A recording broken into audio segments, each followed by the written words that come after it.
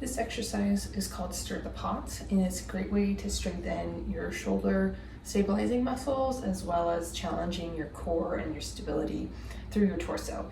So you're gonna get yourself on the ground with something squishy underneath your knees so you don't get uncomfortable kneeling on the ground, and have your exercise ball out in front of you.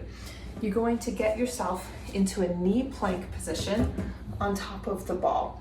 So you can have your toes tucked under, but you're going to be primarily being on your knees, about hip width distance between your knees. Forearms are going to be on the ball, and hold on to your hands and the fist underneath you. Your elbows should be somewhat between underneath your shoulders and about a couple inches in between your two elbows.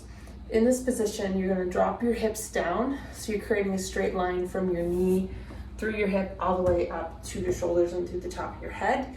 And so we don't want your back to be arched like this and your butt to be in the air, and we don't want to be totally rounded either, so you want to find that flat spine position. You should feel your core really engaging already, and you want to make sure you're not falling into the ball, so you want to make sure you're kind of pushing through your shoulder blades and pinning those shoulder blades in towards your rib cage. So this is your position you're going to start with. Tuck your chin slightly so that way your head is in line with your spine. Keeping all of that as straight as you can and your core engaged, you're going to spin your elbows around in a big circle going counterclockwise, and then you want to repeat also going clockwise. Doesn't matter which direction you go first, but you want to make sure you end up going both directions.